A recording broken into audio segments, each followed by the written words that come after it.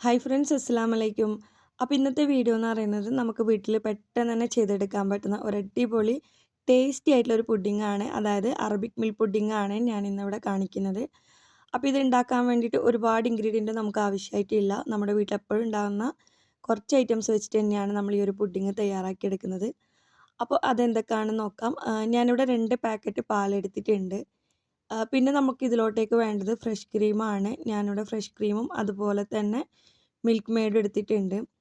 നമുക്കറിയാലോ milk made നമ്മുടെ പുഡിങ്ങിന് മസ്റ്റാണെന്നുള്ളത്. പിന്നെ ഇതിലേക്ക് മെയിനായിട്ട് വേണ്ട ഒരു ഐറ്റമാണ് ബ്രെഡ്. ഞാനിവിടെ 8 പീസോളം ബ്രെഡ് എടുത്തിട്ടുണ്ട്. നമുക്ക് ആവശ്യം വരുവാണെങ്കിൽ കൂടുതൽ ബ്രെഡ് എടുക്കാം കേട്ടോ. എന്നിട്ടിതാ ഒരു സോസ് പാനിലേക്ക് ഞാനിവിടെ എടുത്തിട്ടുള്ള പാൽ ഒഴിച്ച് കൊടുക്കുന്നുണ്ട്. ഞാനിതിലോട്ടേക്ക് 2 പാക്കറ്റ് ഫുള്ളായിട്ട് ഒഴിക്കുന്നില്ല. 1.5 പാക്കറ്റ് പാലാണ് എടുത്തിട്ടുള്ളത്. അത് നമുക്കൊന്ന് തിളപ്പിക്കാൻ വേണ്ടിയിട്ട് വെക്കാം. ഇത് തിളച്ച് വരുന്ന ആ ഒരു സമയം കൊണ്ട് നമുക്ക് കുറച്ച് പാലിലേക്ക് 3 ടേബിൾ സ്പൂൺ കസ്റ്റർഡ് പൗഡറും കൂടി ഇട്ടിട്ട് നന്നായിട്ട് തന്നെ മിക്സ് ചെയ്തെടുക്കാം. നമ്മൾ ആദ്യം തന്നെ കസ്റ്റർഡ് പൗഡറൊക്കെ ഇട്ടിട്ട് നമ്മളൊരു കസ്റ്റേർഡാണ് തയ്യാറാക്കി എടുക്കുന്നത്. നമ്മളെല്ലാവരും കസ്റ്റേർഡൊക്കെ ഉണ്ടാക്കുന്നതാണല്ലോ, അപ്പോൾ പ്രത്യേകിച്ച് പറയേണ്ട ആവശ്യമില്ല. അപ്പോൾ ഞാനിതാ ഈ ഒരു പാലിലേക്ക് 3 ടേബിൾ സ്പൂൺ പഞ്ചസാരയും കൂടി ഇട്ട് കൊടുത്തിട്ടുണ്ട്. എന്നിട്ട് നമുക്ക് ജസ്റ്റ് ഒന്ന് അത് ഇളക്കിയതിന് ശേഷം നമ്മൾ നേരത്തെ ഉണ്ടാക്കി വെച്ചിട്ടുള്ള ആ ഒരു മിക്സ് ഉണ്ടല്ലോ, കസ്റ്റേർഡിൻ്റെ ആ ഒരു മിക്സ് നമുക്ക് ഈ ഒരു പാലിലേക്ക് ഒഴിച്ചു കൊടുക്കാം. എന്നിട്ട് നമ്മളിത് ഒരു 5-10 മിനിറ്റ് നന്നായിട്ട് തന്നെ തിളപ്പിച്ചെടുക്കുക. കാരണം നല്ല രീതിയിൽ തന്നെ കുറുകുന്ന ആ ഒരു സമയം വരെ നമുക്കിതൊന്ന് നന്നായിട്ട് തന്നെ ഇളക്കി കൊടുക്കാം.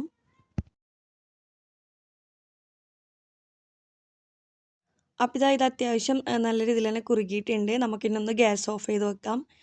എന്നിട്ട് ഈ ഒരു സമയത്ത് ഈ ബ്രെഡിൻ്റെ ഈ സൈഡ് ഭാഗമൊക്കെ ഒന്ന് കട്ട് ചെയ്ത് മാറ്റി കൊടുക്കാം. കാരണം ഈ ഒരു ബ്രെഡിൻ്റെ സൈഡ് ഭാഗമൊക്കെ ഉണ്ടാകുമ്പോൾ അതൊരു കഴിക്കാൻ വേണ്ടിയിട്ടൊരു അത്ര ടേസ്റ്റ് ഉണ്ടാവില്ല. അപ്പോൾ നമ്മൾ എന്തായാലും സൈഡ് ഭാഗം ഒന്ന് കട്ട് ചെയ്ത് കൊടുക്കാം. എന്നിട്ട് നമ്മൾ ഏത് പാത്രത്തിലാണോ സെറ്റ് ചെയ്യുന്നത് ആ ഒരു പാത്രത്തിലേക്ക് നമുക്കതിന് കണക്കായ രീതിയിൽ നമുക്കിതുപോലൊന്ന് ബ്രെഡ് വെച്ചിട്ടൊന്ന് ജസ്റ്റ് ഒന്ന് ഇതുപോലൊന്ന് വെച്ച് കൊടുക്കാം. എന്നിട്ട് നമ്മൾ നേരത്തെ ഉണ്ടാക്കി വെച്ച ഈ ഒരു കസ്റ്റേർഡ് ഉണ്ടല്ലോ, ഈ ഒരു കസ്റ്റേർഡ് നമുക്ക് ഈ ഒരു ബ്രെഡിൻ്റെ മുകളിലോട്ടേക്ക് ഒഴിച്ചു കൊടുക്കാം. അത് നല്ല രീതിയിൽ തന്നെ സോക്കായി വരുന്ന രീതിയിൽ നമ്മൾ എത്രത്തോളം ആവശ്യമുണ്ടോ അത്രയും നല്ല രീതിയിൽ തന്നെ നമ്മുടെ ആ ഒരു കസ്റ്റേർഡ് ഉണ്ടല്ലോ അത് ഒഴിച്ചു കൊടുക്കാം. എന്നിട്ട് നമ്മൾ വീണ്ടും ഇത് സെക്കൻഡ് ലെയറും കൂടെ ആക്കുന്നുണ്ട് കേട്ടോ.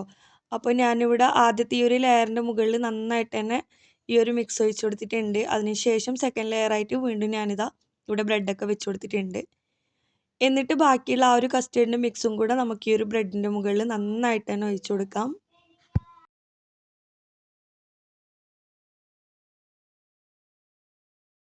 അപ്പോൾ ഞാനിതാ മുഴുവനായിട്ടും ഈ ഒരു ബ്രെഡിൻ്റെ മുകളിൽ ആ ഒരു മിക്സ് ഒഴിച്ചു കൊടുത്തിട്ടുണ്ട്. ശേഷം നമ്മളെ കയ്യിലുള്ള ബദാമോ അല്ലെങ്കിൽ പിസ്തയോ എന്താണോ കയ്യിലുള്ളത് അത് ഇതുപോലൊന്ന് പൊട്ടിച്ചിട്ട് ചെറിയ ചെറിയ പീസാക്കിയിട്ട് നമുക്ക് ഈ ഒരു ബ്രെഡിൻ്റെ മുകളിൽ ഇട്ട് കൊടുക്കാം. എന്നിട്ടൊരു 10-15 മിനിറ്റ് നമുക്കിതൊന്ന് തണുപ്പിക്കാൻ വേണ്ടിയിട്ട് ഫ്രിഡ്ജിൽ വെച്ച് കൊടുക്കാം. ഈ ഒരു സമയത്ത് ചെറിയൊരു പരിപാടിയും കൂടി ഉണ്ട്. നമുക്കിനി ഒരു ചെറിയൊരു പാത്രത്തിലോട്ടേക്ക് നമുക്ക് ആവശ്യമായിട്ടുള്ള ഫ്രഷ് ക്രീം എടുത്ത് കൊടുക്കാം. ഞാനിവിടെ ചെറിയൊരു പാത്രത്തിലാണല്ലോ പുഡിങ് ഉണ്ടാക്കിയിട്ടുള്ളത്. അപ്പോൾ എനിക്ക് ചെറിയൊരു ക്വാണ്ടിറ്റി മാത്രമാണ് ഈ ഒരു ക്രീം ആവശ്യമായിട്ടുള്ളൂ. അതുകൊണ്ട് ഞാനിതാ കുറച്ച് ഫ്രഷ് ക്രീം അതുപോലെ തന്നെ മധുരത്തിന് ആവശ്യമായിട്ടുള്ള മിൽക്ക് മെയ്ഡും കൂടെ ഒഴിച്ചു കൊടുക്കുന്നുണ്ട്. എന്നിട്ട് നമുക്കിതൊരു നല്ല രീതിയിൽ തന്നെ, അതായത് നല്ല രീതിയിൽ ഒന്ന് മിക്സ് ചെയ്തെടുക്കാം.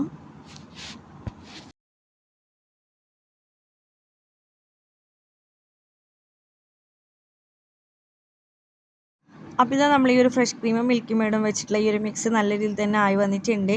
ഇനി നമ്മൾ നേരത്തെ എടുത്ത് വെച്ചിട്ടുള്ള നമ്മൾ ആ ഒരു പുഡിങ്ങിൻ്റെ മുകളിലേക്ക് നമുക്ക് ഈ ഒരു മിക്സും കൂടെ ഒഴിച്ചു കൊടുക്കാം.